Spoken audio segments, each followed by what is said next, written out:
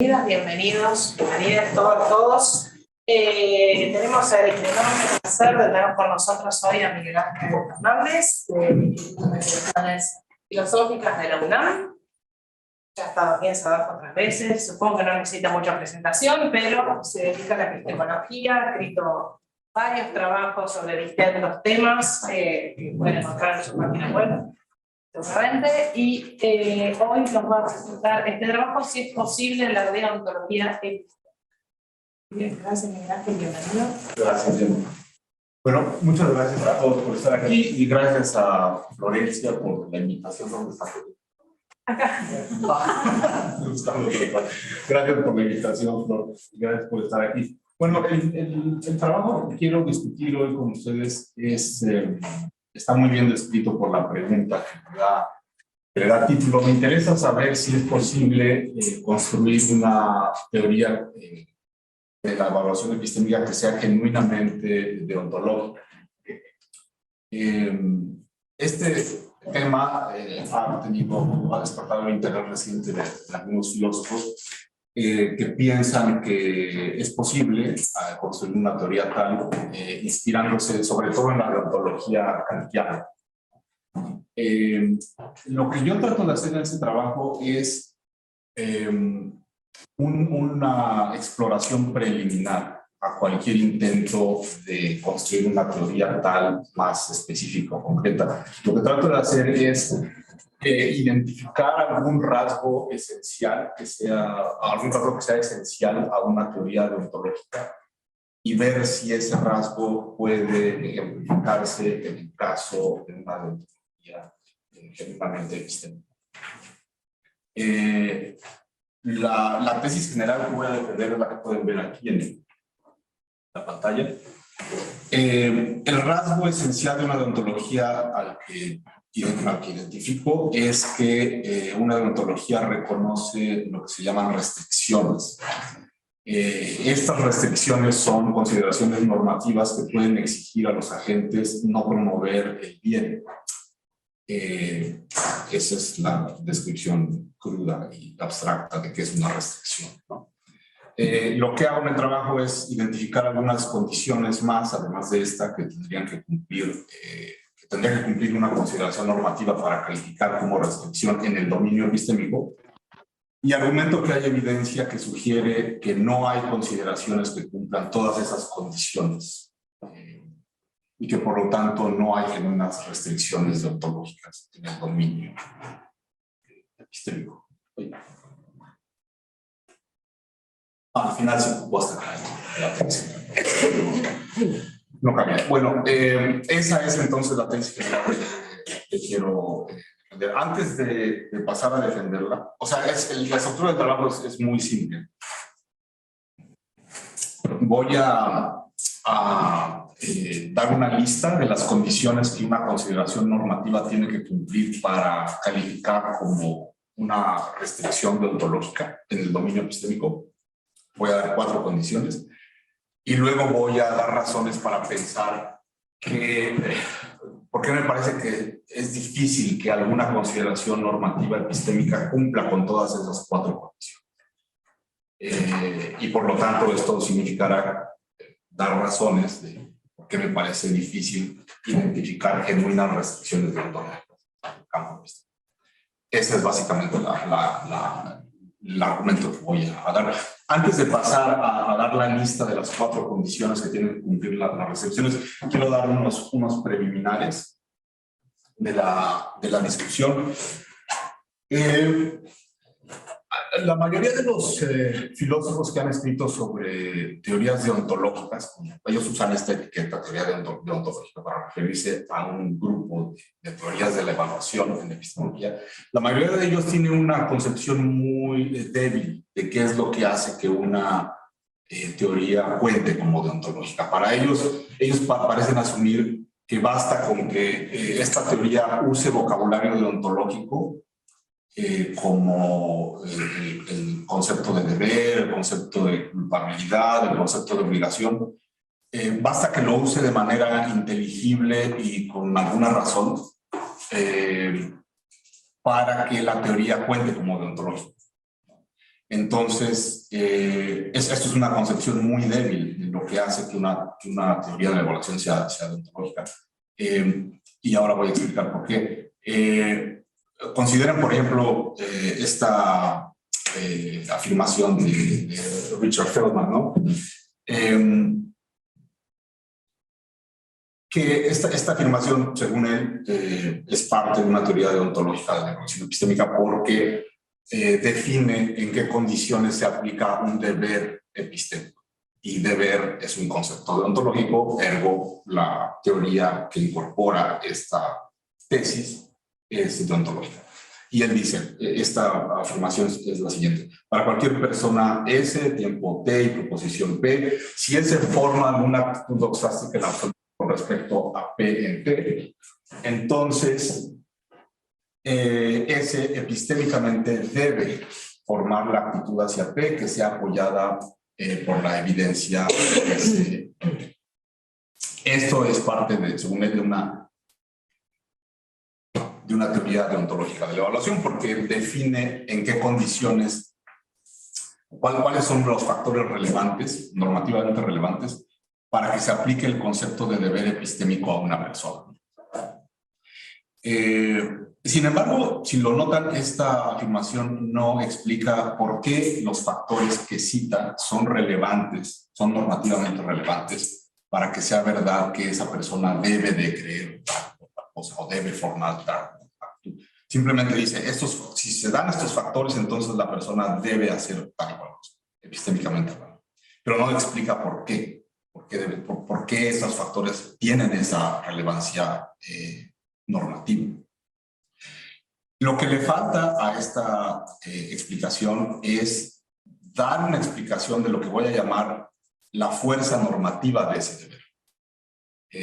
Y esa explicación es una explicación que debe explicar por qué un deber se aplica cuando se dan las condiciones o los factores normativamente relevantes que están ahí señalados. ¿Cuáles son esos factores? Pues en este caso que la evidencia apoye a una actitud. ¿Por qué eso da lugar a un deber? Explicar eso es explicar la fuerza normativa de ese. Ahora, la cuestión es que tú puedes dar una explicación de la fuerza normativa de un deber, en ese sentido, sin ser deontologista. De hecho, los rivales clásicos de los deontologistas, los consecuencialistas, pueden dar una explicación consecuencialista de la fuerza normativa de ese deber.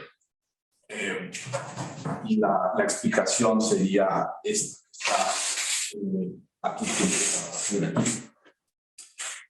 O sea, el consecuencialista puede apropiarse esa definición de Feldman y dar la siguiente explicación consecuencialista de la fuerza normativa de ese deber en los siguientes términos, a grosso modo, ¿no? El consecuencialista diría, la verdad es un bien epistémico fundamental. Eso es premisa. La regla que te indica ajustar tus actitudes doxásticas a la evidencia disponible es en general conducente a la verdad. Seguir esa regla es conducente a la verdad. Y esto significa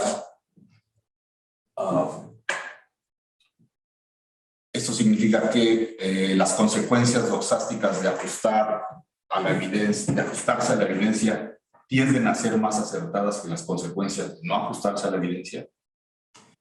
Y este razonamiento que acabo ahora de ver es un razonamiento consecuencialista y eso es lo que justifica directamente la regla de ajustarse a la evidencia. Mientras que las obligaciones más específicas de adoptar actitudes doxásticas particulares que sean apoyadas por la evidencia disponible, esas obligaciones específicas quedan indirectamente justificadas por ser las actitudes que la regla prescribe.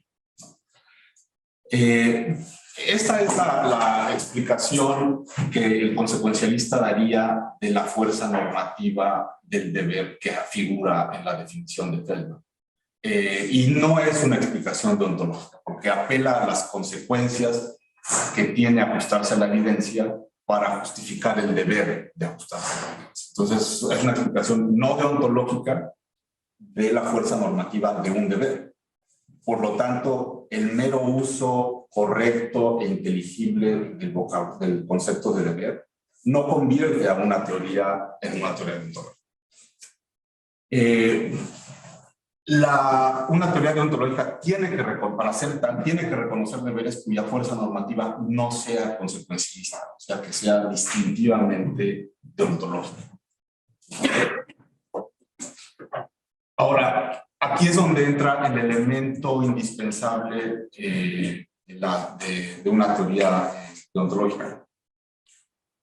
Bueno, algo que omití decir desde el principio es que al razonar sobre qué es lo indispensable o esencial o no negociable de una teoría deontológica, lo que uno tiene que hacer es mirar a qué es indispensable o no negociable en una teoría deontológica moral. Porque el arquetipo de las teorías, de una teoría deontológica viene de ahí.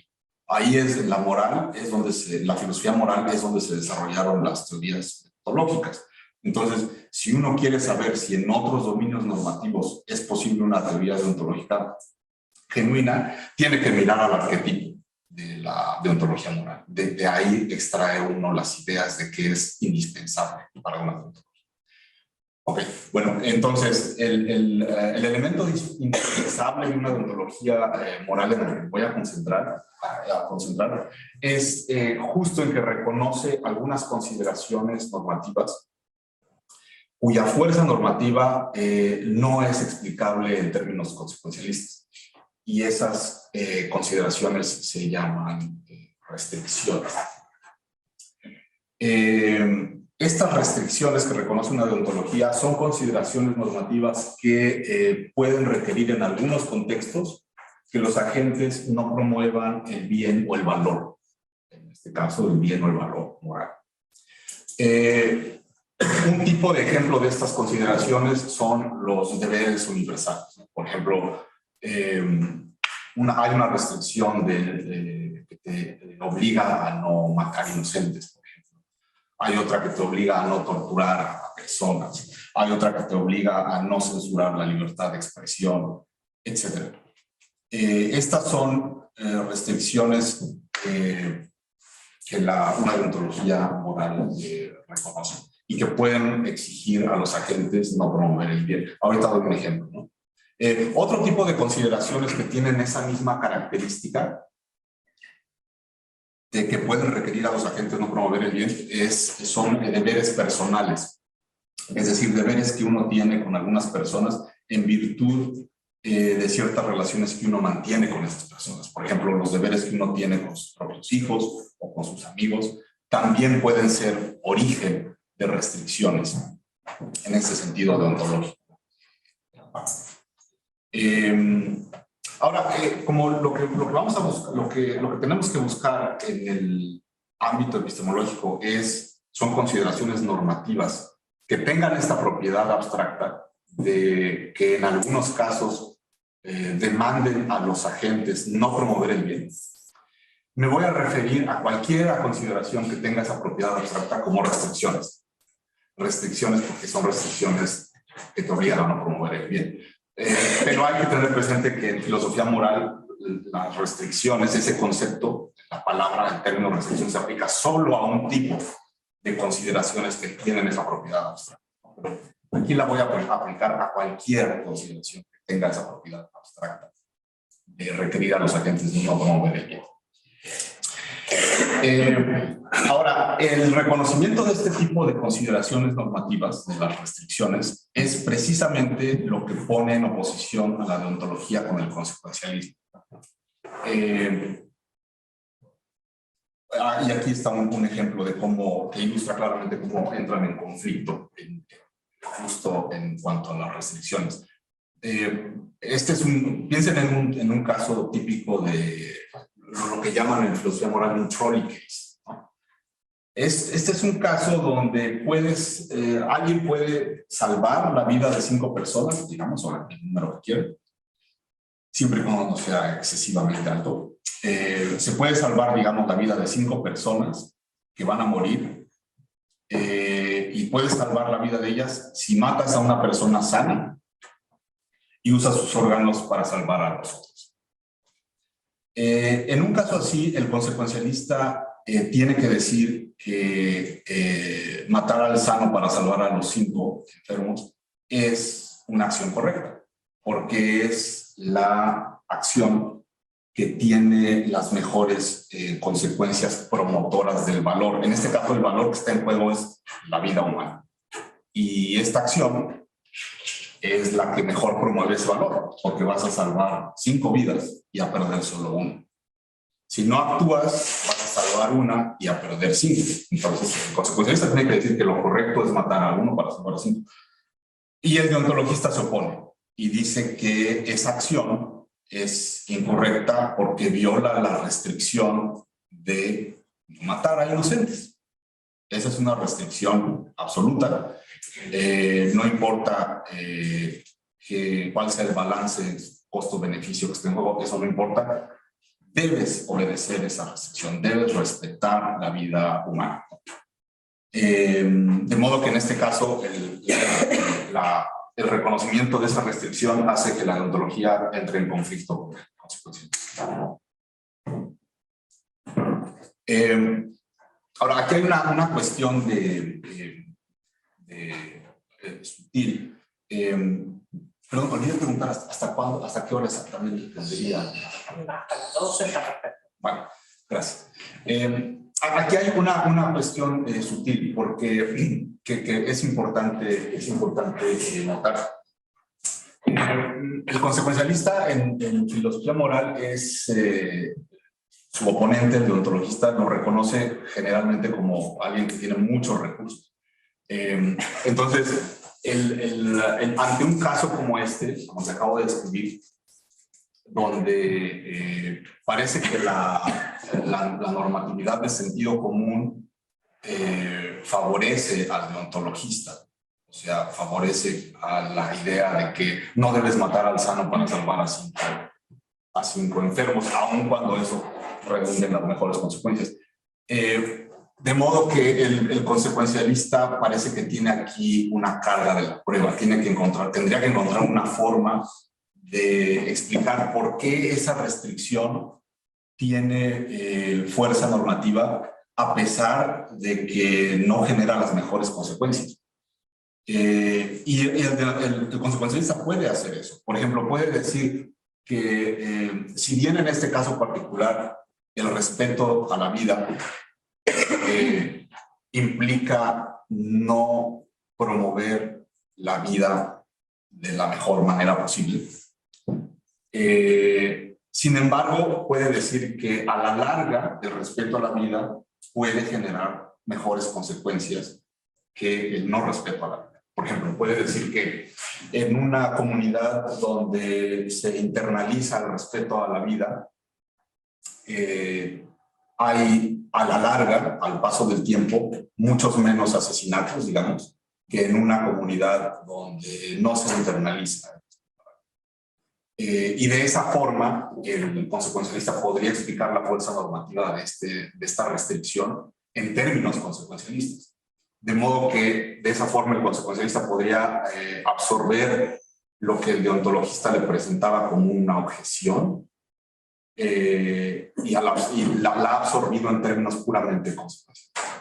Bueno, lo que ocurriría en un caso así, si el consecuencialista trata de explicar la fuerza normativa de las restricciones en sus términos consecuencialistas, es que el deontologista tiene que insistir que, aun cuando sea verdad que el respeto de las restricciones genera consecuencias valiosas, tal como dice el consecuencialista, esa no es la razón fundamental por la que las restricciones deben respetarse.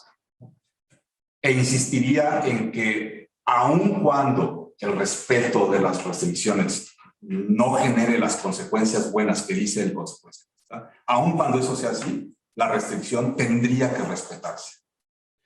Eso es lo que tendría que decir el deontologista. Es decir, tendría que insistir que la fuerza normativa de las restricciones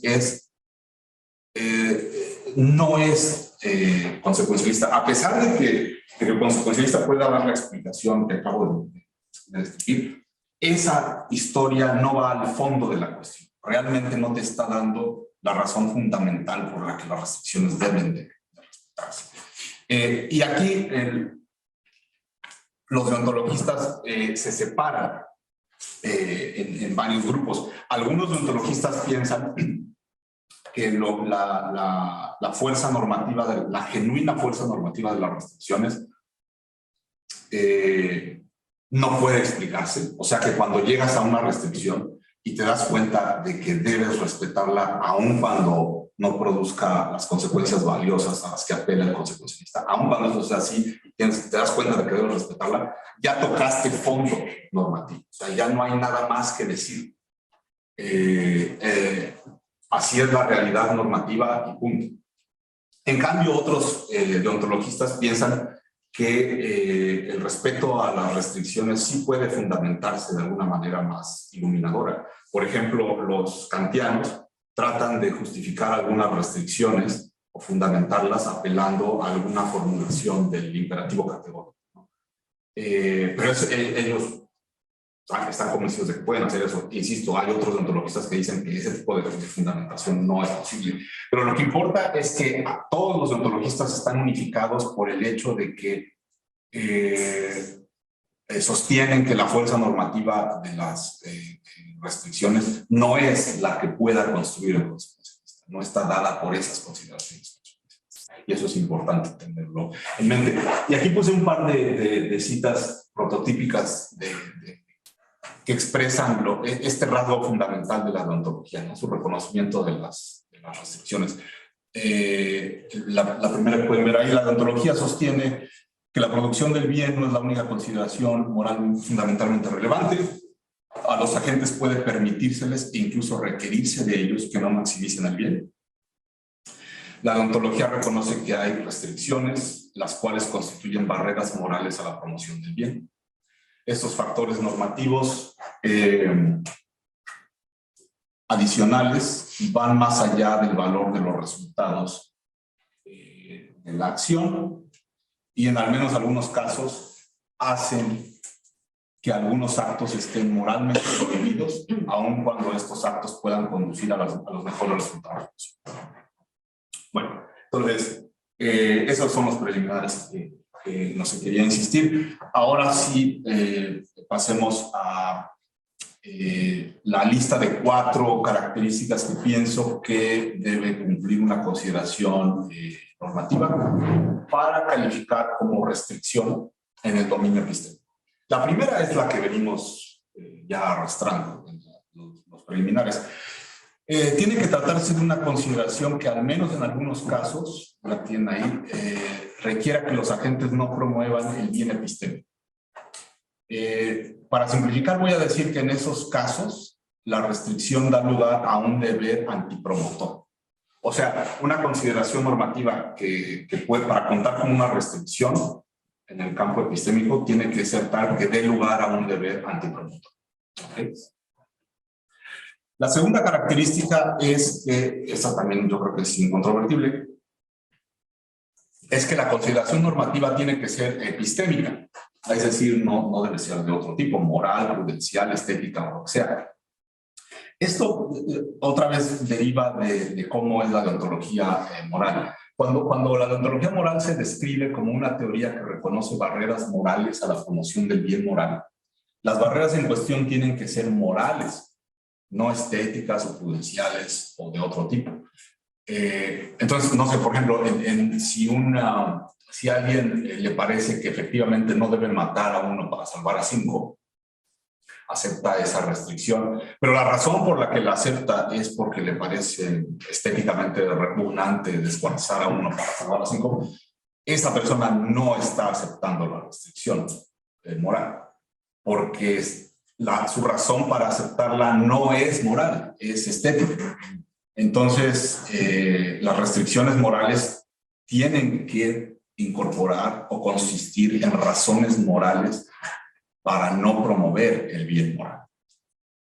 Bueno, de manera similar, si hubiera restricciones deontológicas en el dominio epistémico, tendrían que constituir razones epistémicas en contra de la promoción del bien epistémico.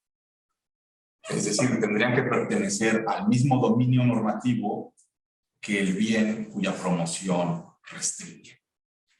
Esa es la segunda característica de las restricciones en el dominio epistémico. La tercera es una que también ya hemos mencionado.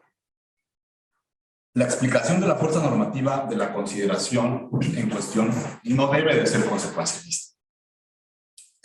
Tiene que, para ser parte de una teoría deontológica, no debe ser consecuencialista. Es decir, en caso de que existan restricciones a la promoción del bien epistémico, pero tales que ellas mismas tengan una fuerza normativa que se explique en términos consecuencialistas, esas restricciones no serán genuinas restricciones deontológicas, sino meramente algún tipo de restricciones consecuencialistas a la promoción del bien epistémico. Si encontramos restricciones de ese tipo, que tienen una racionalidad consecuencialista, no habremos restricciones genuinamente.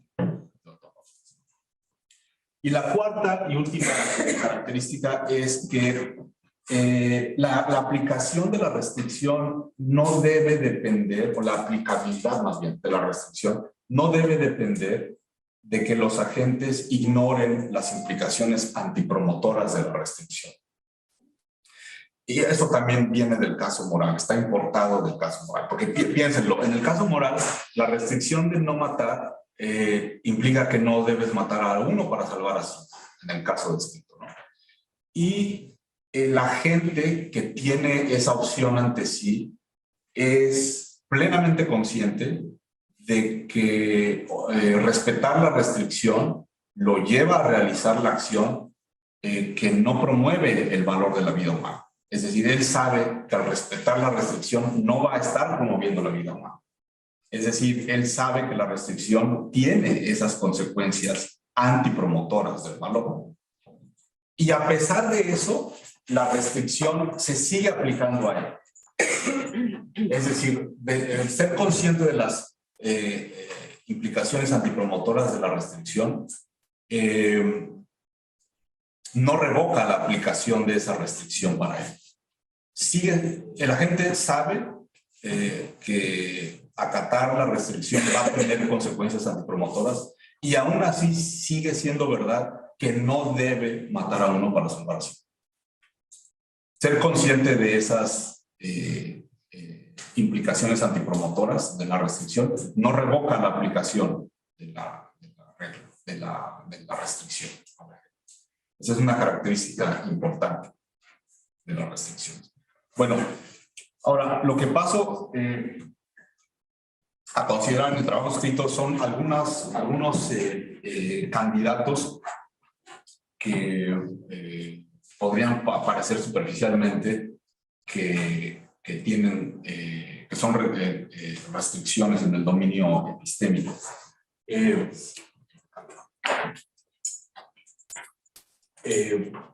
Paso a considerar algunos candidatos. Aquí quiero concentrarme en la presentación verbal, quiero concentrarme solo en uno de ellos, porque los otros no vale la pena gastar el tiempo disponible en ellos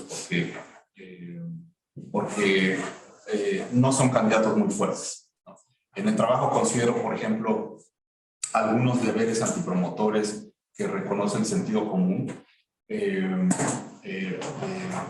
Por ejemplo, cuando hay algún método de formación de creencias que es súper fiable, súper promotor de verdad, pero usarlo en alguna circunstancia específica es incompatible con la preservación de algo que tú consideras muy valioso y que pertenece a otro dominio normativo. Por ejemplo, si te acaban de administrar un veneno, por ejemplo, ¿no? Y hay un método súper infalible para determinar qué veneno te administraron, porque necesitan primero saber cuánto administraron para poder administrarte el antídoto, ¿no? Para salvarte. Hay ese método súper fiable para identificar el veneno, pero es un método que tarda mucho en arrojar todos los resultados, ¿no? Tanto que si lo usaras, te morirías esperando obtener los resultados.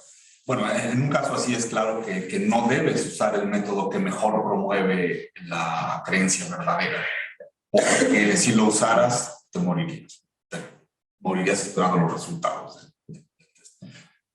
Considero este tipo de casos, ¿no? Y lo que digo es que, bueno, es claro que la consideración ahí que genera el deber antipromotor no cumple con las condiciones 2 y 3. O sea, no es, la consideración normativa en cuestión no es epistémica porque lo que está en juego es preservar un valor no epistémico y eso es lo que genera el deber antipromotor. Y tampoco cumple con la condición de tener una fuerza normativa que no sea consecuencialista porque ese deber de no usar el método en cuestión es totalmente consecuencialista porque lo que buscas al no usar el método que mejor promueve la verdad es preservar tu vida, ¿no? Bueno, entonces este tipo de ejemplos los voy a dejar a un lado y me voy a concentrar en lo que me parece que son los casos más fuertes de candidatos para hacer restricciones en el dominio epistémico. Estos casos son generados por una cierta concepción de la racionalidad de primera persona, como podríamos llamarlo, ¿no? Se trata de los requerimientos que derivan de cómo te ves a ti mismo como sujeto racional. Y esta concepción de la racionalidad, de hecho, sí puede generar deberes antipromotores que parecen ser restricciones en el sentido ontológico de la palabra. Puse aquí hay muchas descripciones de esta concepción de la racionalidad de primera persona, pero les puse aquí una clásica que Bonjour hizo hace muchos años en su crítica clásica al externismo epistémico. Él ofrece una descripción de este tipo de racionalidad y de hecho también da una indicación de cómo esta racionalidad puede dar lugar a deberes antipromotores. Esta es la cita de Bonjour, seguro que todos la recordarán. Dice: parte de nuestro deber epistémico es reflexionar críticamente sobre nuestras creencias. Y esa reflexión crítica impide creer cosas para las que no tengamos, dado nuestro conocimiento, medios fiables para acceder a ellas. Si la aceptación de una creencia es seriamente cuestionable o carente de respaldo desde el punto de vista del propio creyente, entonces el mero hecho de que, sin que él lo sepa, la existencia de la creencia está en esas circunstancias, garantiza su verdad de manera legiforme, no será suficiente para hacer que la creencia esté epistémicamente justificada. O sea, la idea es que, por ejemplo, si tienes a tu disposición el uso de un método de formación de creencias que de hecho es ultra fiable, es ultra promotor de verdad, así son los hechos objetivos. Pero desde tu punto de vista, las cosas son diferentes. O sea, ese método, desde tu punto de vista, no es promotor de la verdad. Entonces, hay un deber de que no uses ese método, porque desde tu punto de vista, tu propio punto de vista subjetivo no lo sanciona positivamente. Entonces, si procedieras a usarlo, a pesar de que tu punto de vista no lo sanciona positivamente, estarías incurriendo en un tipo de irracionalidad, a pesar de que el método de hecho es ultra fiable. Entonces, para respetar tu punto de vista de la primera persona, no deberías usar en ese caso ese método. Hay varios tipos de ejemplos particulares que ilustran de manera más concreta esta idea general, ¿no? De cómo la racionalidad de primera persona puede generar deberes antipromotores, que de hecho son antipromotores. Aquí me voy a concentrar en un tipo de casos que son, por cierto, el propio Bonjour en este trabajo discute sus casos imaginarios de la clarividencia, son ejemplos de ese tipo. donde de hecho la competencia que tiene este individuo es súper promotora de verdad, pero como desde el punto de vista del propio sujeto sería irracional confiar en los resultados de esa competencia, entonces no debería usarlo. Y ese no debería es un deber antipromotor. Pero no voy a usar los casos de Bourdieu porque pues, son imaginarios. No, básicamente por eso.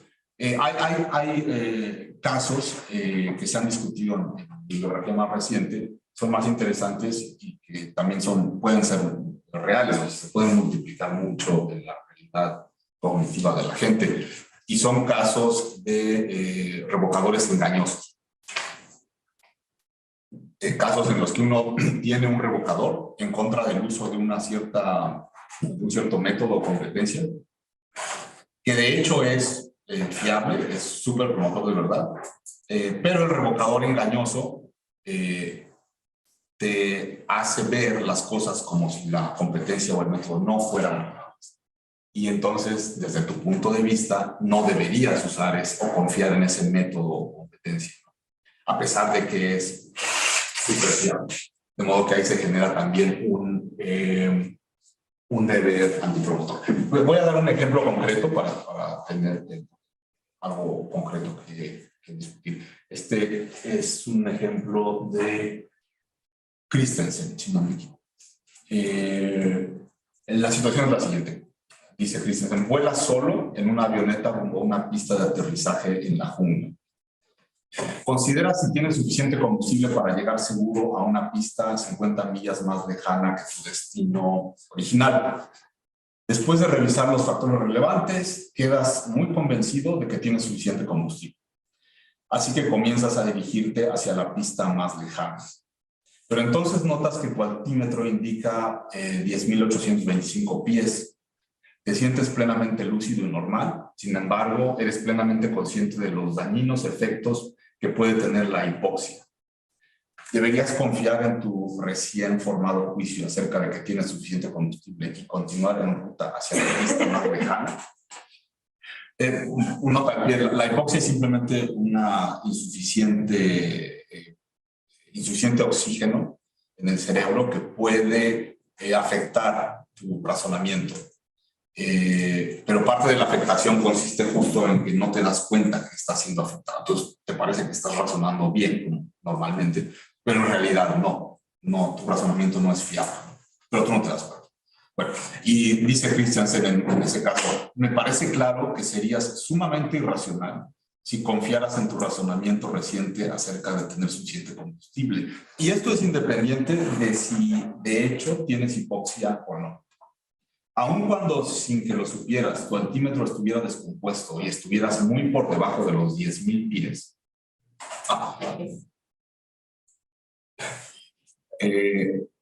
Aun cuando estuvieras muy por debajo de los 10.000 pies, la lectura del altímetro te da evidencia de que podrías tener hipoxia. O sea, la idea es que asumamos que el altímetro está de hecho descompuesto. Entonces, no estás a más de 10.000 pies, no hay ningún riesgo de que tengas hipoxia, pero tienes evidencia engañosa de que podrías tenerla. Y eso significa que tienes evidencia engañosa de que tu razonamiento podría no estar siendo fiable en este caso. Entonces tienes ahí ese revocador engañoso, pero ese revocador, a pesar de ser engañoso, genera un deber antipromotor. Porque lo que este sujeto debería hacer en ese caso es no confiar en su razonamiento, a pesar de que es perfectamente fiable. Lo que él debería hacer es no confiar en su razonamiento, porque si confiara en él, a pesar de tener el revocador ahí enfrente, el altímetro leyendo lo que lee, sería irracional. Entonces, en este caso, otra vez tenemos que la racionalidad exige, en este caso, que el sujeto no use una competencia o un método que de hecho es promotor de verdad. Y ahí está, parece que tenemos aquí un deber antipromotor. Podemos decir entonces que la consideración aquí que es un candidato para ser una restricción en el sentido deontológico sería esa, respetar revocadores. Que podría formularse algo así como no debes usar una competencia o método si tienes evidencia revocadora acerca de que podría no estar funcionando de manera fiable. Esta consideración normativa cumple con la primera condición para hacer una restricción en el campo epistémico, porque genera deberes antipromotores, como lo acabamos de ver en el ejemplo de Christiansen. Respetar revocadores en esa situación que describe Christiansen genera el deber de no confiar en una competencia que de hecho es promotora de grado. Entonces, respetar revocadores cumple con la condición 1 para hacer una restricción. Y también cumple con la condición 2, que es que sea una consideración normativa genuinamente epistémica. Porque la razón para respetar revocadores es epistémica, o sea, desde tu propio punto de vista, tú razonas que si no respetaran los revocadores, entonces tus chances de formar un juicio correcto acerca de si vas a llegar a tu destino, a la pista de aterrizaje esa que está más lejana, los chances de que formes una opinión verdadera ahí son muy bajos. Entonces, respetar revocadores es una genuina consideración normativa epistémica. El problema es que esta consideración no cumple con las otras dos condiciones. Y es interesante, me parece, ver por qué. En primer lugar, no cumple con la condición de que su fuerza normativa no sea no sea consecuencialista.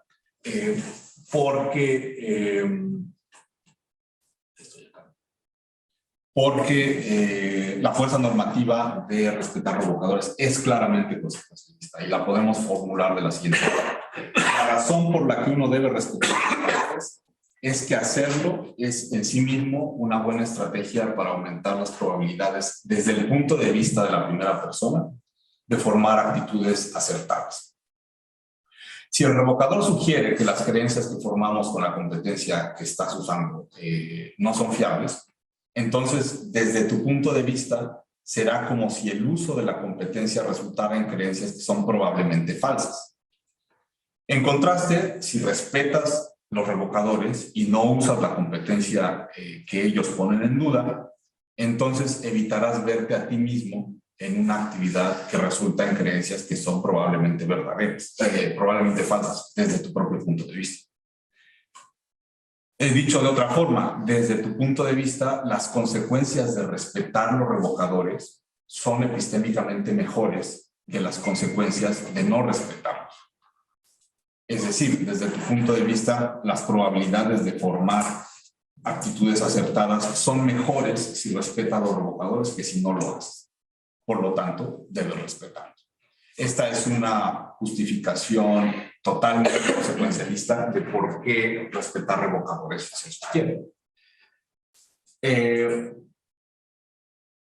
Entonces, lo que respetar revocadores ilustra no es una genuina restricción deontológica, sino simplemente un fenómeno que puede describirse de la siguiente forma. Hay restricciones consecuencialistas, pero subjetivas, sobre la promoción objetiva del bien epistémico. O sea, el consecuencialista puede reconocer que hay restricciones consecuencialistas que surgen desde el punto de vista subjetivo de la persona que está formando creencias, y esas restricciones son restricciones para la promoción del bien. O sea, son restricciones que efectivamente demandan del sujeto que a veces, de hecho, no use métodos que promueven el bien epistémico, pero la fuerza normativa de esa restricción es puramente consecuencialista, solo que subjetivo.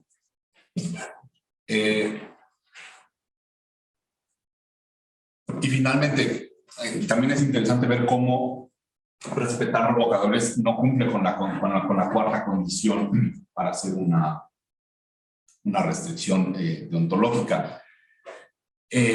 ¿Por qué? es fácil verlo, yo creo. En los casos de evidencia engañosa, es verdad que respetar revocadores implica un deber antipromotor. Eso ya lo vimos. Sin embargo, el mero hecho, cuando el sujeto que está involucrado en ese ejemplo conoce o descubre las implicaciones antipromotoras de adherirse a respetar revocadores, de respetar los revocadores, cuando descubre que en este caso respetar revocadores tiene consecuencias antipromotoras, ese descubrimiento es suficiente para revocar la aplicación de eso, de esa supuesta restricción, al caso presente. Entonces, piénsenlo en el caso concreto de Christensen, que era Christensen. Cuando estás en el avión y miras el altímetro, tienes evidencia de que podrías estar sufriendo de hipoxia. Pero imagínate que, y tú no eres y entonces, desde tu punto de vista, concluyes que no debes confiar en tu razonamiento, ¿no? A pesar de que tu razonamiento ha sido perfectamente fiable en este caso. Es decir, el deber que reconoces en este caso, el deber que reconoces en este caso, tiene consecuencias antipromotoras, pero tú no te das cuenta de que tiene esas consecuencias. Es decir, tú no te das cuenta de que al no confiar en tu razonamiento, estás dejando de confiar en un razonamiento que de hecho es fiable. No te das cuenta de eso. Ahora, imagínate que te das cuenta de eso, que descubres que en este caso respetar revocadores tiene esas implicaciones antipromotoras. ¿Cómo puedes hacer eso? Bueno, imagínate que alguien te llama con un teléfono, el teléfono satelital del avión, y te dice, te advierte que el altímetro del avión está descompuesto y que si quieres conocer la altura real a la que estás volando, consultes un altímetro que de hecho está escondido en un cajón. Entonces vas, consultas ese altímetro, que ya sabes que ese sí está funcionando, y te das cuenta de que no estás volando a alturas que te pongan en riesgo de hipoxia. Cuando descubres eso, descubres entonces que tú no tienes razones para dudar de tu razonamiento que te llevó a concluir que tienes suficiente combustible para llegar a la pista. Es decir, te das cuenta de que si hubieras respetado al revocador inicial y no hubieras confiado en tu razonamiento, habrías estado dejando de usar un razonamiento que de hecho es fiable. Y cuando te das cuenta de eso, te das cuenta de que ya no debes respetar el revocador original. O sea, es decir, la lectura del altímetro original. Porque ahora sabes que es un revocador engañoso y que por lo tanto no debes respetarlo. Has descubierto que respetarlo tendría consecuencias antipromotoras y eso es suficiente para que ya no tengas que respetarlo. Ok, por eso es que esta consideración no cumple con la cuarta condición para hacer una genuina restricción. Porque recuerden que en las genuinas restricciones siguen teniendo fuerza normativa en casos, aun cuando en esos casos el sujeto sea consciente de las consecuencias antipromotoras de respetarlo. Aun cuando soy consciente de que no matar a uno para salvar a 5 tiene estas consecuencias antipromotoras de perder 5 vidas, eso no revoca la aplicación de esa restricción a mi caso particular. Sigue siendo verdad que no debo matar a uno para salvar a 5. Y ese rasgo no lo cumple este candidato a hacer una restricción en el campo epistémico, porque el mero descubrimiento de sus consecuencias antipromotoras revoca la fuerza normativa de la supuesta restricción. Aquí hay espacio para maniobrar, ¿no? Pero solo quiero en 2 minutos mencionar una posible enmendación que alguien podría intentar hacer en respetar revocadores para ver si tiene mejores chances de contar como restricción ontológica. Solo menciono una y por qué no funciona. O sea, alguien podría decir, bueno, Lo que tienes que hacer para convertir a respetar revocadores en una genuina restricción deontológica es modificarlo de tal forma que elimines la posibilidad de que el sujeto pueda hacer el descubrimiento que termina revocando a esa consideración. Entonces podrías reformularla de la siguiente manera: no debes usar una competencia o método si tienes evidencia revocadora que no sea engañosa acerca de que podría no estar funcionando de manera fiable. Si la evidencia en cuestión revocadora no es engañosa, entonces ya no puedes descubrir que es engañosa y ya se elimina ese tipo de situación que revocaría a la fuerza normativa de esta consideración. Eso es cierto.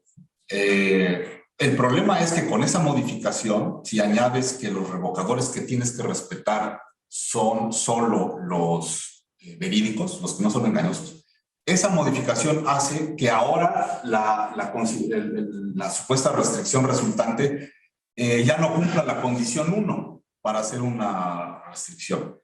Es decir, respetar revocadores con esa modificación ya no genera deberes antipromotores.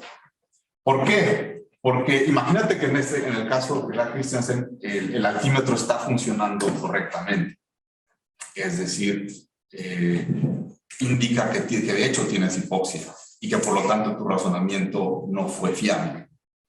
Si es así, entonces no debes usar o confiar en el razonamiento que hiciste para calcular si tienes suficiente combustible para llegar. No debes confiar en él, pero ese deber ya no es antipromotor, porque no te está obligando a dejar de usar o confiar en una competencia que de hecho es promotora de verdad. Porque la competencia de hecho no es promotora de verdad. Porque el revocador es genuino, no es engañoso. Entonces está indicando correctamente que no uses una competencia que no es promotora de verdad. Entonces, el deber que generaría el respetar los revocadores con la enmendación señalada ya no cumpliría con la condición 1 de generar deberes no promotores. Bueno, este tipo de examen me parece que ponen la carga de la prueba sobre aquel que piense que hay genuinas restricciones deontológicas en el campo epistémico, porque si no le gustan los candidatos estos que hemos revisado, él tiene que señalarnos algunos, ¿no? Y tiene que mostrar que cumplen con las 4 condiciones que he señalado. Y lo que he tratado de hacer con el examen de esos ejemplos es como ilustrar el tipo de dificultades con el que ese defensor de la deontología genuina en el campo epistémico se toparía a la hora de tratar de identificar consideraciones que cumplan con esas condiciones. Es difícil, digo, probablemente se pueda, pero mi objetivo ha sido dar evidencia de que lo que tiene que descargar, la prueba que tiene que descargar, no es fácil. No es fácil. Gracias.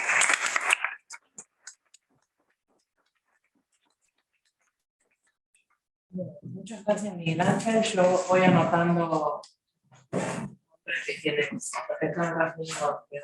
Alberto, levanta la mano.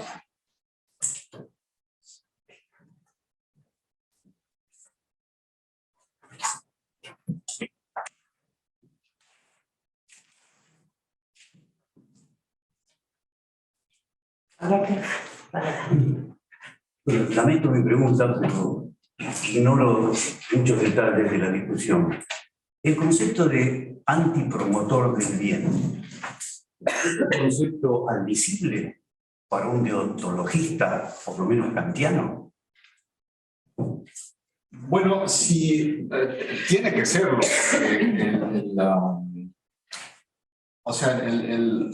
Los kantianos reconocen restricciones, ¿no? Restricciones deontológicas, como estas de no matar, no torturar, no decir mentiras, etcétera, ¿no? Y un rasgo reconocido universalmente de estas restricciones es que generan ese tipo de deberes. No siempre, obviamente. O sea, no es el caso que siempre que respetas la vida o que no torturas a alguien, etcétera, estás dejando de hacer la opción que mejor promueve el bien. No. Pero hay algunos casos raros, como este, de construido artificialmente, en el que puedes salvar a 5 matando a 1. En casos así, que son posibles, el respeto de esa restricción genera ese tipo de deber antipromotor. Tienes que respetar la vida de este individuo, aunque eso signifique que otros 5 se mueran. Y el kantiano tiene que dar una explicación de eso. Él es un deontologista que da una explicación de por qué ese es un genuino deber.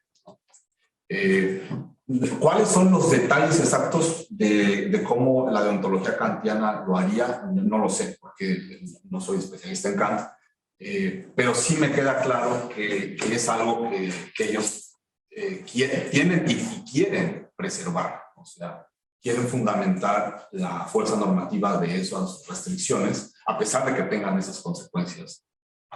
Tú dices, y con esto termino, tú dices que el kantiano ahí tiene que aceptar que salvar a 4 personas es éticamente mejor que salvar a una que implica que 4... El kantiano tiene que aceptar eso. Tú estás diciendo que el kantiano tiene que aceptar eso. No, al contrario, que no lo debe aceptar, porque hacerlo, salvar a esos 5 matando a este, implica no respetar la vida de este. Perdón, lo que quiero decir, el kantiano tiene que aceptar que es mejor respecto del bien hacer lo que él no puede hacer. No sé ahí cuáles serían cuáles son exactamente las intuiciones de los kantianos, porque hay un sentido en el que el sentido común dice que estás dejando de hacer algo bueno al no matar a este para salvar a 5. ¿No? Pero el deontologista dice que no importa, que no debes matar a este para salvar a 5, que eso no importa. Lo que debes hacer es respetar la vida de este. Entonces, ahí sí hay, yo creo, quizás esta sea en el fondo tu pregunta, ahí sí hay un residuo de intuición que el deontologista, incluido el kantiano, tendría que descargar, tendría que explicar. ¿Por qué si mi deber es respetar la vida de este, aunque deje morir a otros 5? ¿Por qué si ese es mi deber? ¿Por qué tengo la intuición de que estoy dejando de hacer algo que es bueno, que es salvar a 5? Porque la ética es difícil.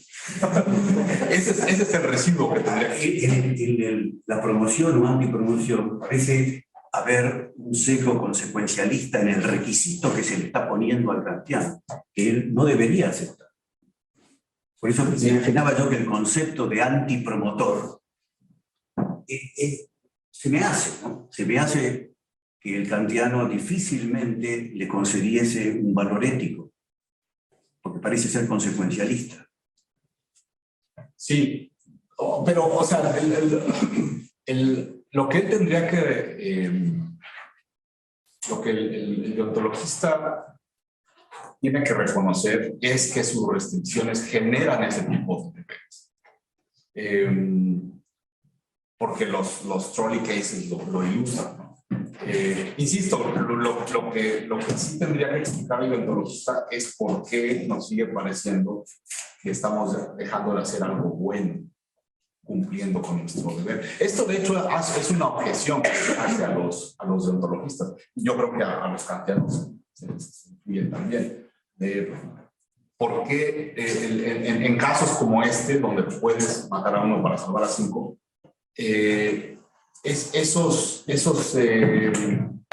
esos casos, cuando aplicamos la teoría deontológica a ellos, el resultado tiene un aire de irracionalidad, porque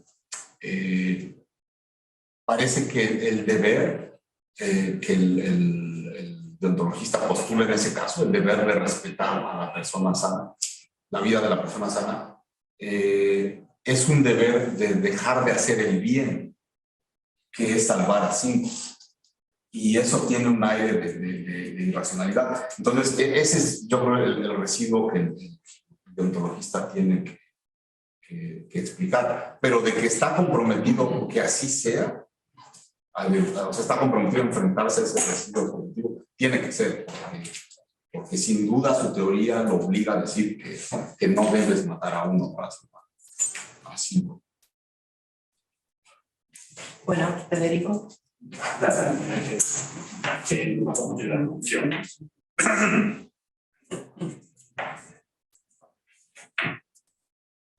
Entiendo, iba a hacer una pregunta parecida a la de Alberto. La pregunta es: ¿qué quiere decir el bien para un deontologista moral? Para que funcione. Y eso me parece que la pregunta de Alberto venía hablando de, primero, que para que la analogía funcione, tiene que estar claro que el bien no esté cargado ya del deber, digamos, ¿no? Yo no soy nada lo suficiente de Kant como para responder esa pregunta en esta sala, y en Zoom seguramente los haya. Una primera punta para pensarlo sería que el mismo Kant habla de hacer el bien por deber y por inclinación. Entonces ahí parece que el bien está por fuera del deber en algún sentido, pero no me queda claro cuál es su estatuto. Ese es un comentario a partir de la verdad. Mi pregunta original era si vos crees que este argumento es replicable en el terreno moral, contra el kantismo moral, o no lo has pensado. ¿Cuál? El argumento de que no se pueden dar las 4 condiciones, pero en términos morales. Lo que pasa es que, o sea, estas 4 condiciones están, según yo, importadas de la deontología moral. O sea, comenzamos examinando las teorías deontológicas morales y decimos, pues de ahí podemos extraer estas condiciones que una restricción tiene que cumplir para hacer una genuina restricción deontológica. Y luego tratamos de importarlas al caso, exportarlas, pero al caso epistémico. Entonces, por principio, la deontología kantiana tendría que reconocer a estas 4 condiciones como condiciones necesarias para que una cosa... La pregunta es si tras esa exportación al terreno epistémico y tu argumento en contra de la deontología epistémica, si eso ilumina algo sobre la deontología moral.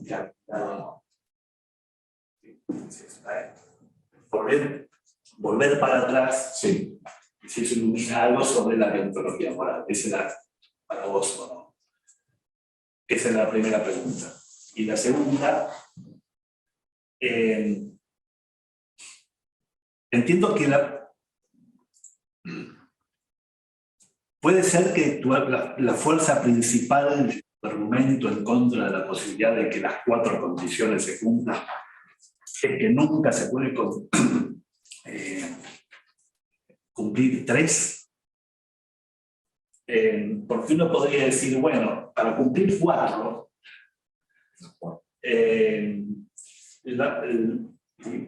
para respetar revocadores como norma, ¿sí? Quizás habría que tener revocadores irrevocables. Y pensaba en el escéptico, que lo que busca es eso, ¿no? Revocador irrevocable, ¿no? Los famosos argumentos de ese pueblo, el genio maligno, lo que fuese, ¿no? Entonces, quizás haya espacio para revocadores irrevocables, que parece ser justamente lo que permitiría que se cumpla 4. Si es así, pareciera que el peso mayor del documento está en la imposibilidad que se dé 3. ¿Es así? Mira, no había pensado eso. Es cierto. O sea, primero este punto de... ¿Te puedo contestar? Sí, claro. Bueno, tú sobre tu primera pregunta, si este intento de exportar las condiciones deontológicas al terreno epistémico puede decirte, los resultados del intento pueden decirte algo de regreso acerca de la deontología moral. No estoy seguro, digo, tendría que pensarlo, pero, o sea, prima facie, mi respuesta sería que no, porque al hacer la exportación, no quiero cuestionar nada de la deontología moral. Simplemente, o sea, si tú quieres construir una teoría deontológica en epistemología, pues fíjate cómo se hace en moral, pero al hacer eso, al fijarte cómo se hace en moral, pues no cuestiones nada de la estructura de una teoría deontológica moral.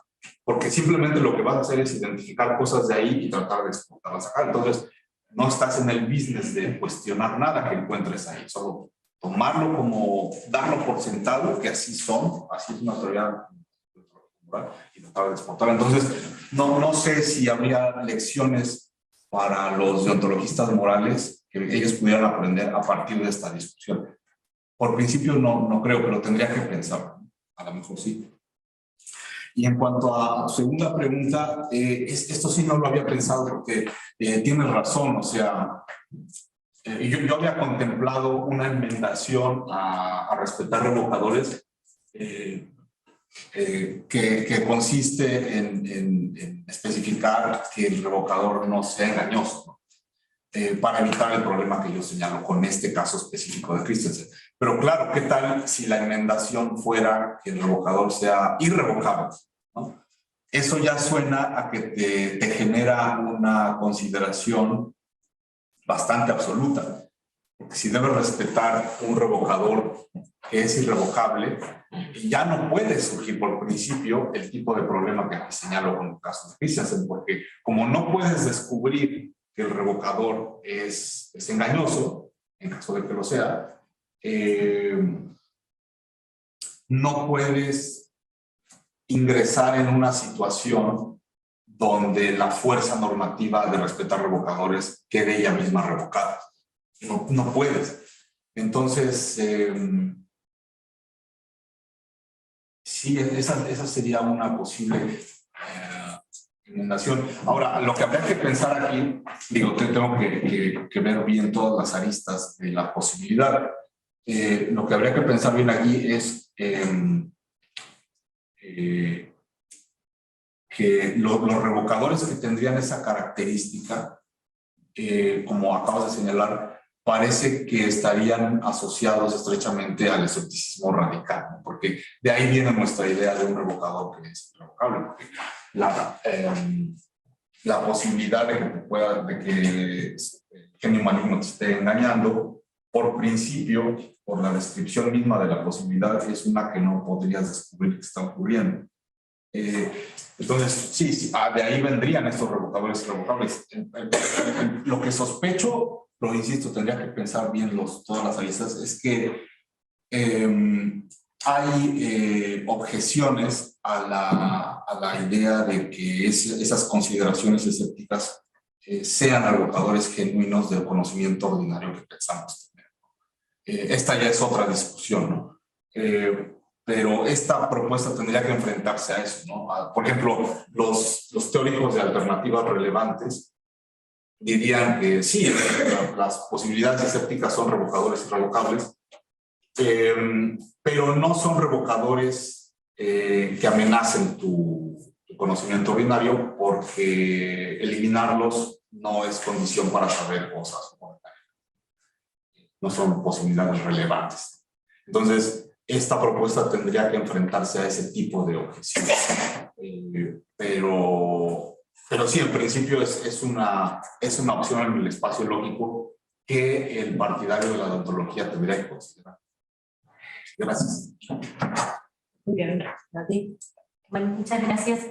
También en el equipo no conozco los detalles de la discusión. Lo que entendí igual es que, de acuerdo con tus 4 requisitos, entiendo que para que funcione la alternativa lo que hay que encontrar es un valor epistémico que no sea promover la verdad, digamos. Entonces se me ocurría, digamos, si uno encuentra eso, en algún momento va a entrar en conflicto ese valor epistémico con probar la verdad y debería dar una historia deontologista detrás de ese valor epistémico. ¿Sí? Sí.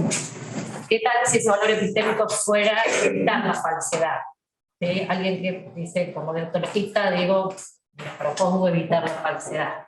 Entiendo que de ese modo lográs satisfacer los requisitos que estás diciendo, porque tenés algo, digamos, algo así como, yo también tengo reservas respecto a la idea antipromotor, pero digamos, tenés, no me acuerdo cómo se decía, pero consideraciones antipromotoras para, digamos, en pos de evitar la falsedad, puedo tener una actitud un poco más cauta, entonces surgen deberes antipromotores. Podría contar una historia, o sea, eso, el segundo requisito creo que era... Que sea genuinamente epistémica, pero esta lo sería. Esto lo sería, y lo que bastaría es que te cuente una historia de deontologista a propósito de esto, y como vos bien dijiste, los deontologistas digamos, una historia posible es, llegué al fondo de la normatividad, no te puedo decir más. O sea, como un deontologista, o un deontologista en versión kantiana, universaliza esto, y me parece que también satisface la cuarta. No sé, me sonaba como que era un candidato viable. Vale, gracias. Sí, tampoco había pensado esto. O sea, la idea sería que algún tipo, habría que ver exactamente cómo formular la restricción en cuestión, ¿no? Pero tendría que aludir a la meta de evitar el error. Y la idea sería que el respeto de esa meta da lugar a actitudes que podríamos llamar, se me fue la palabra, como precavidas, ¿no? Sí, exacto. Y que, llamémosle escrupulosas o meticulosas, ¿no? Dan lugar a una cierta meticulosidad epistémica a la hora de seleccionar tus fuentes de información o los métodos que vas a usar o las competencias en las que vas a confiar. Y esas actitudes de meticulosidad pueden llevarte a, de hecho, pensar que no debes usar métodos, facultades, fuentes que de hecho son promotoras de la verdad. Sí. Sí, o sea, veo que es una opción diferente a esta. Lo que habría que ver ahí es si se cumple, por ejemplo, la cuarta. Eso habría que verlo con detalle, porque si una actitud de meticulosidad te hace concluir que no debes usar un cierto test, que de hecho es fiable, es altamente fiable, esa recomendación de no usar ese test sobreviviría al descubrimiento de que el test de hecho es fiable. Me parece que no, pero ahí habría que pensar. Sí, tiene razón en que parece que cumple con las otras tres. Bueno, al menos sería un avance con respecto a las otras, que las otras no cumplen, no llegan a cumplir 3, se quedan máximo en 2, ¿no? Esta por lo menos cumpliría 3, pero habría que ver si cumple la 4. Pero sí, es una opción sí, que debería considerar. Gracias. ¿Por qué la 3 cumpliría? Porque ¿Cómo cumpliría con la 3? la 3 es que Sean razones verdaderamente deontológicas y no consecuencialistas para sostener. es cierto. No, la 3 es así. Claro, que no Es imposible cumplir con esa persona. No sé si se puede puede votar. O sea, el concepto, como dije al principio, el consecuencialista tiene muchos refugios, entonces él podría dar una explicación consecuencialista de por qué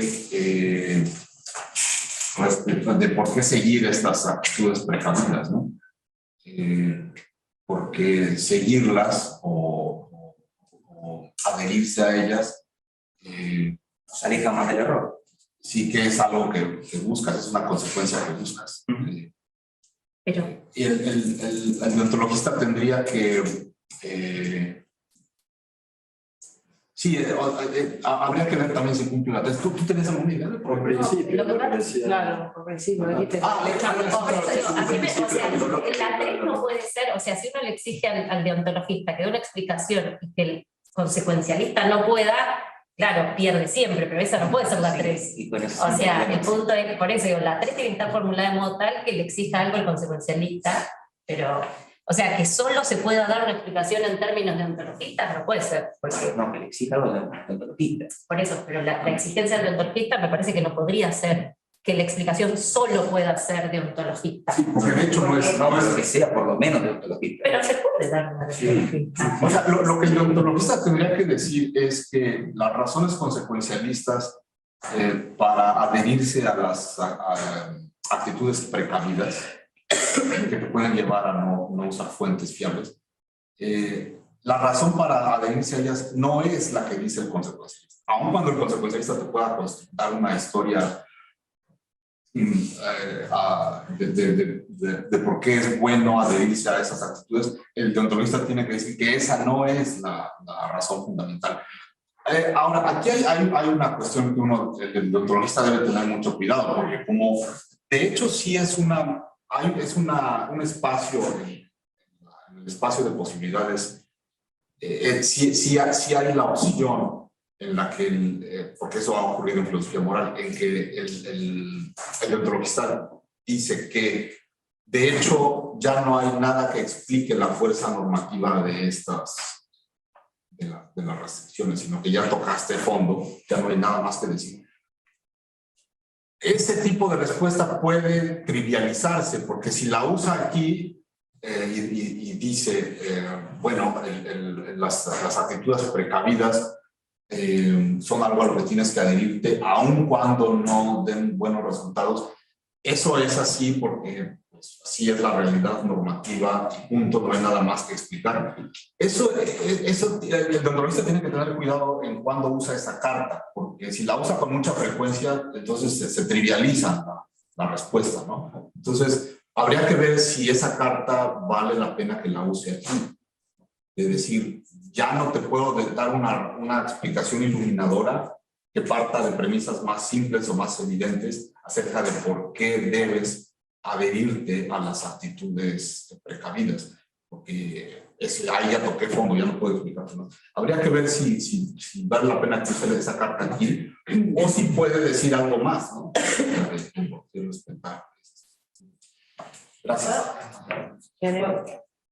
Tenemos varias preguntas. No, pero solo, no sé si vos ibas a decir lo mismo. Yo tenía un follow-up de ella, pero no sé si... Claro, no, solo una cosita en relación con esto, o sea, como el consecuencialismo epistémico como autopercibido, polémico, ¿no? Por ejemplo, o sea, como quienes abrazan explícitamente, ponen, siguiendo a James, como dos balas. Yo no sé si ahí ya se rompe la analogía con el plano ético, pero en general la idea es perseguimos la verdad y la evitación del error. Y tienen que estar las dos cosas como meta, porque si no, no nos sale lo que queremos decir. Digamos, entonces, justo en ese caso de evitar la falsedad, es algo que el consecuencialismo epistémico como de cajón dice que tienen que estar separadas, que tienen que ser dos. Sí, porque pueden entrar en metas, conflicto, claro. la búsqueda de esas metas puede entrar. Sí. Sí, pero la cuestión es, o sea, la pregunta es si este segundo valor epistémico puede servirle para generar restricciones que cumplan con las cuatro condiciones. ¿Es de tu comentario que tienes sobre este tema? No totalmente. Seguimos el orden entonces, Eduardo. Bueno, voy a tratar de ser breve. Una pregunta más rápida y general es si has pensado en considerar la distinción entre sensibilidad contextual e insensibilidad contextual en esta discusión. Porque parece que los ejemplos que das o la argumentación en contra del ejemplo que consideras depende de que sea posible dar un principio que sobreviva cualquier cambio relevante contextualmente y que siga siendo un principio deontológico epistémico. Y me hace pensar que podría haber, no sé si tiene sentido en el ámbito moral, pero tal vez en el epistémico sí, alguien que defiende un principio epistémico contextualmente sensible. O sea, introducir la idea de que pueda haber restricciones en el sentido deontológico del término. Que en un contexto sí Claro. generen antipromoción y en otro contexto no. Por ejemplo, cuando incluyes el tema de que esté informado de que no tiene hipoxia, cambió radicalmente el contexto y entonces no aplica el principio. No sé si es consistente y si seguiría siendo deontológico. Se me ocurrió que esa diferencia podría quizás generar algo semejante a la deontología epistémica, pero más aceptable, más viable, menos para los estudios. Ya. No lo había pensado, pero, o sea, la cuestión es que quizá esto nos lleve a una quinta condición que deben cumplir las restricciones. Es que efectivamente al menos no soy consciente, yo no soy especialista en filosofía moral, ¿no? Pero por lo que he tenido que leer para poder escribir esto, por lo que he tenido que leer de filosofía moral, no me da la impresión de que la sensibilidad contextual sea un parámetro admisible para las restricciones. O sea, no me he topado con esa posibilidad en el espacio lógico de la deontología moral. De modo que si quisiéramos introducir esa variable en la formulación de restricciones en el campo epistémico, o sea, por principio parecería que igual, que no está cumpliendo, la consideración en cuestión no está cumpliendo con algo que es esencial de una restricción. Porque las restricciones morales algunos las describen como consideraciones que tienen fuerza normativa absoluta. Sí. Entonces, eso es un poco confundente, pero da la idea justamente de que no son susceptibles a estas variaciones contextuales. Entonces, pero no sé, a lo mejor se puede formular la sensibilidad contextual de tal forma que lo que obtengamos sea algo que no es, o sea, que sigue preservando cosas sustanciales de la deontología. Tendría que pensar, pero gracias. Bien, ahora tenemos una pregunta desde Alemania, Eduardo Rivera López, que está por ahí en el sur. Hola, ¿qué tal? ¿Se me escucha bien? Sí, perfecto. Bueno, gracias. Me pareció muy claro el paper y también la exposición. Hago un comentario general o una inquietud general, quizás pregunta, y una más específica. La más general es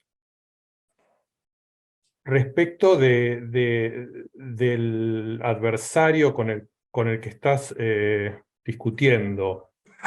Porque mi sensación es que estoy tan de acuerdo con todo lo que vos decís, que me cuesta pensar cómo alguien puede defender la posición deontologista epistémica. Yo no hago epistemología, sino solamente filosofía moral, y soy bastante reticente a cuestiones de normatividad epistémica y responsabilidad epistémica y todo eso, pero lo acepto, digamos. Pero la idea de las restricciones deontológicas y del deontologismo moral es muy peculiar de la moral. La idea de que uno puede restringir la acción de una persona justamente a pesar de que esa acción maximiza el valor, ¿no? Esa idea tiene necesariamente algo que ver con la acción, muchas veces tiene que ver con la distinción entre acción y omisión, porque uno tiene que matar a una persona, de la otra manera uno deja morir a las 5, o tiene que ver con otros argumentos, con derechos fundamentales, o con el imperativo categórico, o con alguna otra con las intenciones. En fin, hay una variedad de estrategias para defender las restricciones deontológicas que muchas veces tampoco son absolutas, sino que son de umbral, o sea que a partir de cierto grado de consecuencias cede la restricción deontológica. Pero todo eso es muy particular del ámbito de la filosofía moral. Extrapolar esa idea, por ejemplo, al ámbito epistémico o al ámbito de la racionalidad en general, por ejemplo, uno podría también pensar que hay restricciones deontológicas respecto de la racionalidad instrumental. Me parece en principio muy implausible, ¿no? Entonces, el problema es que quizás hay una literatura que yo desconozco que defiende eso, ¿no? Pero no está en el paper. Entonces mi inquietud es, bueno, si hay un adversario real o es un poco una construcción que es fácil de demoler, ¿no? Eso es un comentario de la estrategia general del paper. Sí. Y lo más específico se refiere al ejemplo del piloto. Me parece que el ejemplo del piloto también viola la segunda condición, que es que sea puramente epistémica, porque ahí me parece que mete la cola el hecho de que se trata de un piloto que si se le acaba la gasolina, se le cae el avión y se muere, digamos. O sea, hay algo en juego que no es puramente epistémico. Si lo único que estuviera en juego fuera realmente una cuestión de creencias, en ese caso el piloto o quien fuera balancearía, supongo, bueno, qué grado de hipoxia o cuán seguro estoy de que mi razonamiento fue correcto, y bueno, trataría de creer o llegar a la conclusión que más probablemente sea la verdadera. No descartaría así de plano el razonamiento por el hecho de que quizás hubo un poco de hipoxia o mucha hipoxia o lo que fuera, ¿no? De modo que ese ejemplo, digamos, es mal candidato para mí como posible restricción deontológica, no solamente por las razones que vos das en el paper, sino también porque ahí se introduce un elemento que no es puramente epistémico, sino que es prudencial, práctico, de querer salvar la propia vida, ¿no? Muchas gracias. Sí, comienzo con el segundo comentario. Sí, es verdad, no me había percatado, o bueno, no lo tenía mucho en el radar, este rasgo del ejemplo que acabas de mencionar, pero sí es cierto, o sea, el deber de no confiar en su facultad de razonamiento que acabas de usar para llegar a la conclusión de que tiene suficiente combustible, ese deber podríamos decir que está sobredeterminado en este caso, ¿no? Porque por un lado tiene una razón epistémica en favor porque tiene evidencia de que podría tener hipoxia, pero tiene razón, además tiene una razón no epistémica para no confiar en su facultad de razonamiento, porque si confiara en ella y se equivocara, se moriría, ¿no? Entonces eso genera, apuntada más el deber de no confiar en su facultad de razonamiento. Digamos que en ese caso el deber de no confiar en su facultad, que de hecho es promotora de la verdad, está apuntalado por razones epistémicas y por razones prudenciales. Creo que hay epistemólogos que hablan del pragmatic encroachment y que entonces eso podría, un aspecto pragmático podría influir en la creencia, pero bueno, ahí hay gente que sabe mucho más de esto que yo. Pero en principio sí. Creo que... Para no enturbiar el propósito del ejemplo, habría que, si es cierto, buscar uno que sea más puramente epistémico, donde la fuerza normativa del deber de no promover sea más nítidamente solo epistémica, ¿no? Eso es cierto. Gracias. Y en cuanto a la primera pregunta, que es de metodológica, Sí, lo que a mí me llevó a interesarme en este tema es que cuando daba mis clases sobre teorías de la normatividad epistémica, me di cuenta que lo que la mayoría de los filósofos que escriben sobre deontología epistémica entienden por deontología epistémica es algo que solo tiene de deontológico el vocabulario que usa, como el ejemplo que puse muy al inicio de Feldman, que piensa que su postura es deontológica solo porque define condiciones para la aplicación de deberes. Como deber es un concepto deontológico, ya listo, la teoría es deontológica. Pero eso es muy superficial si uno se fija en cómo son las teorías deontológicas en moral, que como dije, ese es el arquetipo de una teoría deontológica. Entonces, eso fue lo que me motivó para indagar si podría hacerse una teoría deontológica que no fuera solo superficialmente deontológica, por usar el vocabulario deontológico, sino que tuviera elementos más sustantivos que son definitorios de una teoría deontológica. Eso fue mi motivación inicial. Pero, curiosamente, en los últimos años ha habido un interés por defender, creo que eso también lo dije muy al principio, por defender que sí es posible construir una teoría deontológica en este sentido más sustantivo, no solamente terminológico. Pero son muy pocos los autores que han escrito al respecto, defendiendo sustantivamente la posibilidad de una teoría deontológica en epistemología, y la motivación de ellos para defenderla ha sido el surgimiento de algunas objeciones al consecuencialismo epistémico. El consecuencialismo epistémico ha sido la posición dominante en epistemología, ¿no? En epistemología mainstream, por lo menos.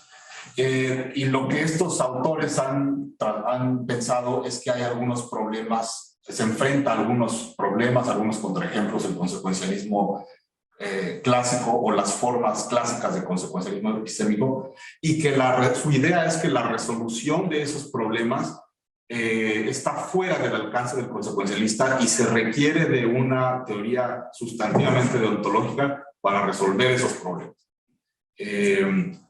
Entonces ellos creen que es posible esta deontología epistémica en sentido sustantivo.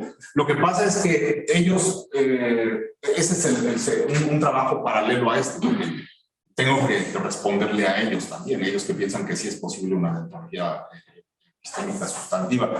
Lo que veo en esos textos es que ellos no hacen lo que yo trato de hacer, que es ver con precisión cuáles son los elementos que deberían poder importarse al terreno epistémico para dar lugar a una deontología genuinamente epistémica. Ellos no hacen eso, sino que se dirigen, su interés está explícitamente en construir una deontología epistémica según el modelo de la deontología kantiana. Entonces, se apresuran a eso, a tratar de ver cómo alguna versión epistémica del imperativo categórico se puede desarrollar y cosas así, pero no hacen este trabajo de antes de abordar, de fijarse en una teoría deontológica específica, ver cuáles son los rasgos generales que cualquier teoría deontológica debería reconocer y ver si pueden exportarse a la epistemología. Eso no lo hacen.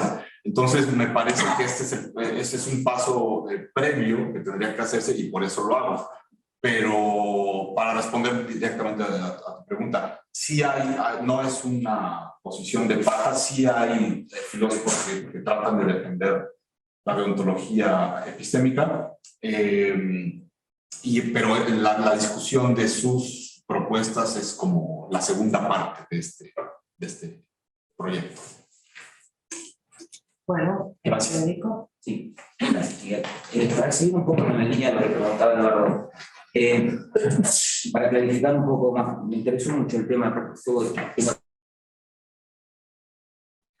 lo que preguntó es que también te iba a preguntar yo, era si existe alguien que sostenga que existan restricciones epistémicas deontológicas que no se justifican por razones consecuencialistas.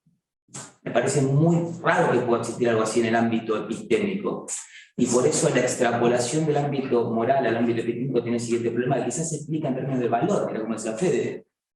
vos en tu respuesta a Alberto decías que te parecía irracional la respuesta odontologista en los casos de troles y demás. Bueno, eso es porque tenés una racionalidad estrictamente consecuencialista. Te diría eso es porque tenés un valor que admite ese tipo de racionalización maximizadora. Si tu valor fuera otro, por caso la autonomía, creerías que hay un modo específico de tratarlo que no es maximizándolo, sino es respetándolo. Y el respeto a la autonomía exige algo diferente que la maximización. Es la contracara, digamos, la maximización. Eso, cuando lo pasamos al ámbito epistémico, no tiene una contracara. El valor, el conocimiento, la verdad, no admite otra respuesta que no sea la maximización. Por eso todos los deberes epistémicos parece que solamente se pueden justificar en términos maximizadores de verdad. Claro. Yo comparto totalmente tus intuiciones. Por eso me llama la atención, ¿quién puede defender algo así? Kurt Silva. Ok. Vamos a pegarla. Él es uno de estos pocos filósofos a los que aludí hace un segundo. Son muy pocos que han tratado de desarrollar una deontología sustantiva en el. Y él sostiene justo lo que acabas de decir, que uno no ve cómo es posible, y yo estoy de acuerdo contigo, pero él sostiene justo eso. Él dice que, insisto, esto no está incluido aquí porque es como la segunda parte del proyecto. Él dice que uno puede construir una deontología sin prescindir de la intuición de que una respuesta ante un valor, una respuesta posible ante un valor es la de maximizarlo. Es cierto, y esa respuesta puede generar muy bien obligaciones de maximizarlo.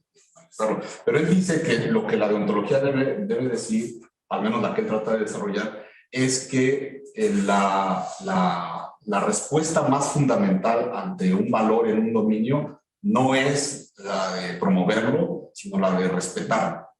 Y que es eso lo que puede exportarse al ámbito epistémico. Él dice que la idea fundamental es que la actitud o respuesta fundamental en epistemología que puede dar lugar a restricciones en el sentido que yo he discutido aquí es la respuesta de respetar la accuracy, la corrección. Tu respeto a la corrección, esa es la actitud fundamental. Esa actitud fundamental, la de respeto a la accuracy, puede en algunos casos dar lugar a deberes que sean contrarios a la promoción de la accuracy. Él no discute casos de misleading defeaters, de evidencia revocadora de daños, pero él clasificaría esos casos como de ese tipo, donde el respeto a la accuracy puede dar o resultar en obligaciones antipromotoras. Pero sí hay gente que trata de darle carne a esa posibilidad. Ahora, aquí yo acabo de hacer una descripción muy caricaturesca de lo que él dice, porque su posición es súper complicada. El paper tiene 50 páginas, entonces entra en muchos detalles que requieren como de ir respondiendo punto por punto. Pero, simplemente quiero dejar registrado que sí existe. Al menos él es uno de estos pocos actores. Pero sí, refutar lo que él dice con base en las ideas base que yo he expuesto hoy, sí requiere de un trabajo muy Bueno, tengo dos preguntas más, una de Leonora Cristo y otra de Alberto. Así que el mío, muy claro tu paper, si era un follow-up cortito a lo que había preguntado Nati. Mi sensación es que primero necesitas tener, antes de empezar a argumentar, un presupuesto bien claro de cuáles son las metas epistémicas, que tal vez yo no leí el paper entero, tal vez lo tenés, porque toda la argumentación pues se va a ajustar a eso, porque tal vez uno podría decir lo que uno pide es creencia justificada, o uno podría tener una idea de verdad medio consensualista, ¿no? Entonces, la verdad no es la verdad. De todas maneras, eso no quiere decir que funcionen los argumentos deontológicos y ajustar la meta, pero me parece que por ahí son otros los argumentos. Por ejemplo, algunas de de las críticas al externismo, bueno, ya no serían problemáticas si la meta uno dijera que fuera la prensa certificada, simplemente. Y un poco eso tal vez revierta sobre la pregunta original de Alberto sobre si el deontologista kantiano, por ejemplo, estaría de acuerdo con la idea de antipromoción, ¿no? Eso, cada vez que yo veo antipromotor, pienso en el Operon Lac, biología. No sé dónde salió eso. Pienso en promotor del mensaje del código genético. No sé si lo sacaron de ahí el término o qué, pero... Entonces esto me hace una especie de cortocircuito neuronal. Pero digo, si uno tiene la idea ahí otra vez de que la meta para el kantiano es la dignidad de la felicidad, por ejemplo, ¿no? Entonces ahí también dirías, la manera de describir la antipromoción es consecuencialista totalmente, porque está, ¿no?, dejando vivir a uno y dejando morir, que no es matar, ¿no?, es dejar morir a los 5, está persiguiendo perfectamente bien la dignidad, área de dignidad, ¿no? Acá entro un poco de oído, ¿no?, del terreno. Sí. Moral. Vale, sí. Gracias. El primer comentario es verdad, o sea, es totalmente cierto. Toda la estructura de trabajo estoy asumiendo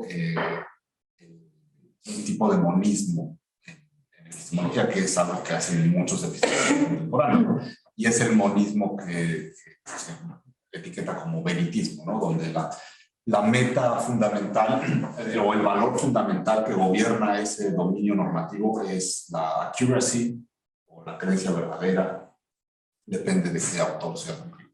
Pero sí estoy asumiendo eso, ¿no? Pero tienes razón, o sea, si cambiamos el valor, si tenemos ideas diferentes acerca de qué es el valor fundamental que define este dominio normativo, hay que hacer muchos ajustes, ¿no? En los contraejemplos. Yo creo que se siguen, eso es parte de otro trabajo también. Yo creo que sigue siendo posible objetar a la posibilidad de una deontología epistémica, aun cuando nos movamos a una deontología, a una teoría de la evaluación epistémica no veritista. Es decir, si reconocemos valores epistémicos que no sean la creencia verdadera. Sigue siendo posible objetar a la deontología, pero es verdad que se requieren hacer ajustes a los argumentos. Eso es cierto. Y en cuanto al segundo... y de hecho, un último pequeño comentario sobre una pregunta. El caso más interesante sería el de una epistemología pluralista, ¿no? Que no sea monista, o sea, que reconozca a todos los valores, a varios valores epistémicos fundamentales. La accuracy, por un lado, la coherencia, el poder explicativo y cosas parecidas. ¿Qué pasa con una epistemología que sea pluralista de esa forma? ¿El que sea pluralista hace más difícil o menos difícil que pueda construirse una teoría deontológica? Todas estas son preguntas que sí deben abordarse, pero no, aquí no las, en este trabajo no las abordo, porque si no ya quedaba demasiado. Y sobre el segundo comentario, sí, o sea, me doy cuenta de que la deontología kantiana es la que domina la imaginación de muchos filósofos, ¿no? Cuando en realidad es solo un tipo de deontología, ¿no? Hay otros tipos de deontología muy diferentes, ¿no? Entonces, sí me doy cuenta de que tengo que afinar mejor cómo ajustar lo que digo aquí sobre la deontología en general al caso de la deontología kantiana, lo cual ahora no lo tengo bien ajustado. Tengo que ajustarlo mejor para poder responder este tipo de dudas, ¿no? Gracias. ¿Vos podrías levantar la mano, no? Sí. Sí. ¿Para qué era? Yo anoté el nombre. Tenía que ver, digo, Nati formuló la pregunta de modo indirecto y tiene que ver con la presunta incumplibilidad de la cláusula 3 por la exigencia de que o no haya una explicación consecuencialista o fundamentación consecuencialista, o que el deontologista deba decir por qué esa en particular no sirve. A mí me parece que el consecuencialista podría decir que ninguna sirve, ninguna explicación consecuencialista sirve por razones de principio. Así que ya una respuesta tiene una respuesta general. Y después tiene, siguiendo una observación de Eduardo, el tridimensional, no el psicólogo. Es posible, si uno remite, me parece, al imperativo categórico, es posible contextualizar cualquier caso, de modo que la ley universal respecto de la cual tendría que responder la norma, como lo decía él, no me acuerdo bien, la norma de la acción, la máxima, ¿verdad? Bueno, pues le agrego datos contextuales y también salvo cualquier ejemplo que el consecuencialista quiera creer que debe ser salvado. Claro, eso produce una vacuidad general del deontologismo que señaló Hegel hace unos cuantos años. Pero alguna... por un lado, me parece importante ver si acaso tiene que no existir una explicación consecuencialista para que el deontologista epistémico pueda progresar. Y diría, por lo menos esto, si lo que se exige, desde luego que el consecuencialista va a encontrar siempre una forma. Entonces, si lo que se exige es que el deontologista diga por qué esa explicación no funciona, parece que tiene un principio general ético que es el que dije antes. Ninguna fundamentación consecuencialista es admisible éticamente. Y en el peor de los casos podría retroceder a la contextualización, el caso del presente, del piloto, del curioso asesino que parece que no quiere ser suicida, ¿no? Porque bien podría empezar por sí mismo. Es una premisa extra de... Me dono acá ante esta persona. Bueno, entonces, ese comentario. Sí, hay una... o sea, cuando el deontologista se enfrenta a la explicación consecuencialista de sus restricciones, o sea, cuando el deontologista presenta una restricción y dice, mira, le dice al deontologista, al consecuencialista, mira, acatar esta restricción tiene consecuencias incompatibles con tu teoría. Nos obliga a hacer cosas que tú dices que son correctas. Nos obliga a no hacer cosas que tú dices que son correctas. Y el consecuencialista responde dando una explicación consecuencialista de por qué tiene sentido respetar esa restricción. Ahí, en ese momento, la respuesta del deontologista corre el riesgo de quedar demasiado ligada a intuiciones ordinarias, porque el modelo de su respuesta es: ok, tú me has dado razones consecuencialistas para respetar mi restricción, pero esas no son las razones fundamentales por las que debe respetarse. Y esto es así porque te invito a que consideres el siguiente caso, el siguiente escenario hipotético. Aunque haya casos donde tu explicación no se aplica, o sea, casos en los que acatar la restricción no genere las consecuencias beneficiosas que tú estás señalando, aún así hay la intuición, y aquí entra la dependencia de la intuición, hay la intuición de que debes respetar la restricción. Pero como toda apelación a la intuición, esto es muy debatible, ¿no? Porque ¿quién tiene esa intuición? O sea, a lo mejor el consecuencialista no comparte esa intuición. Si la restricción no genera consecuencias beneficiosas, ni siquiera de la forma o en los casos que él señala, entonces, ¿por qué demonios debería respetarla? Se pregunta el conceptualista. Y el deontologista si solo insiste en decir, pero es que es claro que debe respetarla, porque pues, es intuitivo, porque ahí ya se acabó la discusión. Ese es el peligro que enfrenta la insistencia del deontologista en que las restricciones deben de tener una... o la explicación fundamental de por qué debemos acatarlas no es consecuencia. Hay ese peligro de que termine estancándose. También podría, del otro lado, decirse, mire, el cálculo consecuencialista que usted puede hacer ahora es muy restringido respecto de la comunidad humana futura, por ejemplo. Sí, sí, como realmente no podemos prever todas las consecuencias, ese es otro. Perdón, yo diría que igual no es solamente una cuestión intuitiva.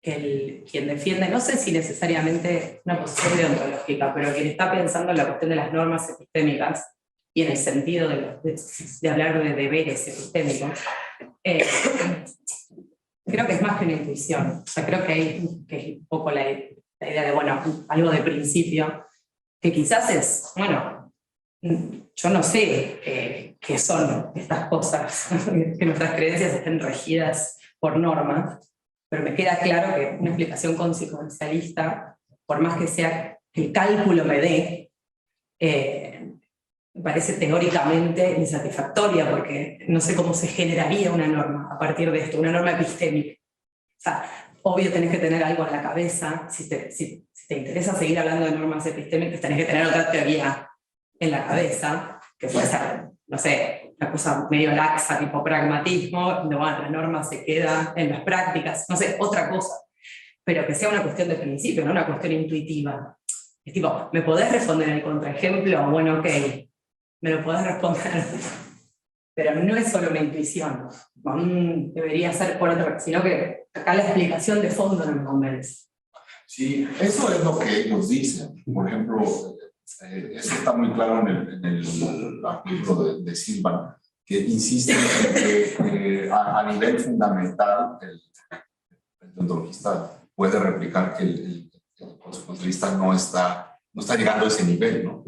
Pero a mí me cuesta mucho trabajo, digo, tengo que pensar y revisar mejor las cosas, pero me cuesta mucho trabajo entender a qué se refiere en específico con eso de fundamental, ¿no? Porque el consecuencialista puede, dado todo lo que él dice, lo que Silvan dice, él puede decir que no entiende por qué su explicación de la fuerza normativa de las restricciones que le ha dado, porque no es fundamental.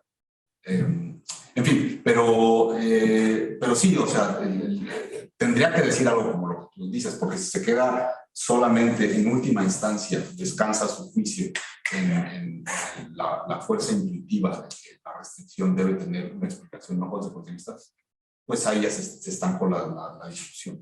No vamos a llegar a nada. Tienen que decir algo más. Bueno, muchísimas gracias.